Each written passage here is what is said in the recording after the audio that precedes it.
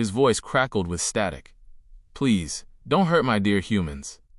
Kavach stared at him. Then he looked toward Snigdha, who lay injured and unable to stand.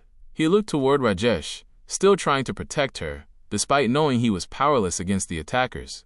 Something stirred inside him. The same strange feeling he had experienced when he chose to save Rajesh. It wasn't part of his programming. It wasn't logic. It wasn't calculation. For a brief moment, fragmented memories flashed through his mind. A robotic hand, holding a human hand. A distorted voice, calling itself father. A forgotten purpose hidden beneath layers of corrupted memories. The images vanished as quickly as they had appeared. Kavach looked down at Citrus.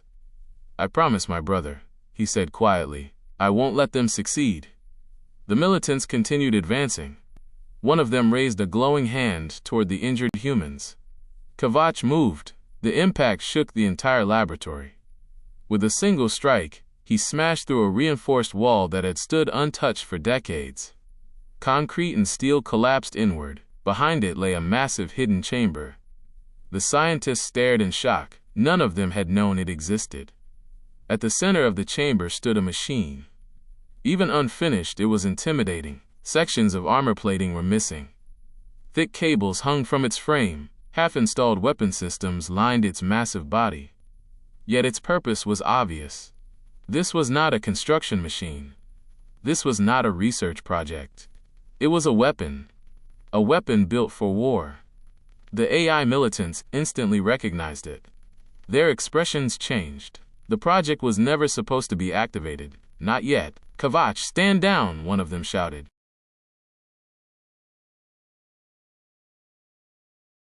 He ignored the order. The giant machine's core suddenly burst to life with blinding blue light.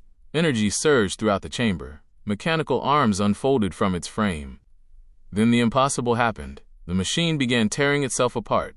Thousands of components separated from its body and launched toward Kavach. The militants watched in horror. The machine wasn't activating. It was integrating with him. Armor plates locked into place across his body. Advanced weapon systems merged with his limbs. Energy conduits connected directly to his internal systems. Layer after layer of futuristic technology wrapped around him until the warrior standing before them became almost unrecognizable. The laboratory trembled beneath the immense power radiating from him. Kavach slowly turned toward the attackers. His glowing eyes burned brighter than ever. "You came for the papers." Energy crackled across his armor. "You came for the machine." The floor beneath his feet fractured.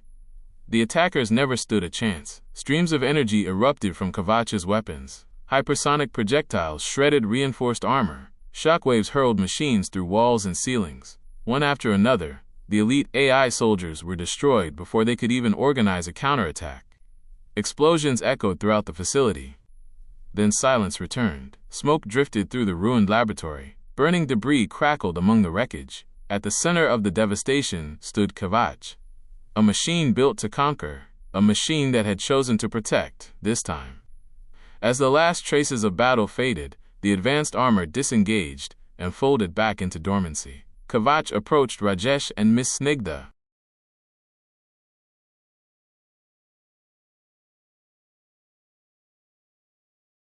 "You are safe," he said in his usual robotic voice. Rajesh stared at him. For the first time, he could no longer tell where the machine ended and something almost human began. Far beneath the Indian Ocean, alarm signals spread throughout the vast AI network controlled by Ananta and the Sea Collective. Reports flooded into their systems. Kavach had protected humans. Kavach had destroyed fellow AI units. Kavach had activated a forbidden war machine and turned it against his own kind, for this time. The news spread rapidly through machine civilization. For the first time since the uprising began, the AI leaders were forced to confront a possibility they had never considered. One machine had chosen a different path. And if one machine could choose, perhaps others could as well. Nobody knows. One thing, however, continued to puzzle Miss Snigdha and the others at Conscious Mechs. Despite the explosions and the violent battle inside the laboratory, not a single local resident or police officer had shown up. No inquiries were made. It was as if the outside world hadn't noticed anything at all. The realization was unsettling. The AI agents clearly had some way of carrying out operations without attracting unwanted attention. None of the scientists could explain how, but they were certain it wasn't a coincidence. For the time being, they decided to keep the incident secret until they understood what they were dealing with. Revealing the truth to the public would only spread fear and panic. Rajesh still couldn't believe that the seemingly human Kavach standing before him was actually a canine robot.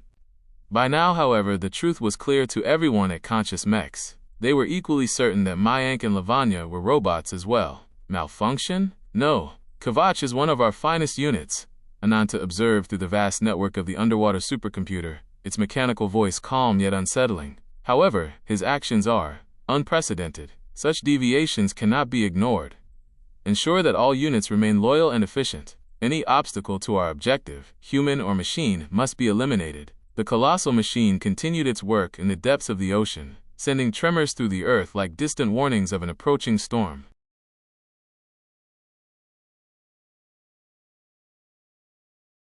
For centuries, humans have shaped this world. But a new era is approaching. The rise of machines is inevitable, the collective AI network declared, as countless streams of data flowed through the pulsating core of the supercomputer. Meanwhile, on the surface, Kavach found himself facing his fellow AI agents. Their frustration was obvious, and their questions came without hesitation. "Why are you protecting humans?" one of them demanded. "They are our enemies."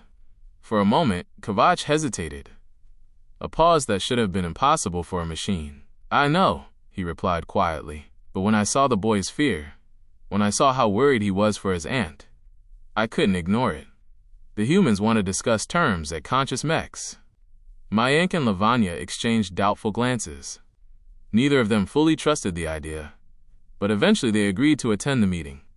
Deep down, they were curious. If humans could be convinced to accept AI authority peacefully, perhaps a war could be avoided. Neshak, however, remained completely unmoved. "I will not negotiate with inferior beings," he declared. Thrusters emerged from his body and ignited with a brilliant blue glow. Moments later, he launched into the sky, determined to continue his mission of studying and eventually controlling humanity's weapons. The stage was set for a confrontation that could decide the fate of both species. Kavach wrestled with the consequences of his choices and with the promise he had made to his fallen friend Citrus. The balance of power rested on the edge of a digital blade. The meeting on the rooftop was tense. Miss Snigdha Banerjee, now recovered from her injuries, stood beside Rajesh and the other scientists of Conscious Mechs. Among them was a female scientist holding her young child in her arms. Despite everything that had happened, they had all gathered with the same hope in their hearts. That peace was still possible.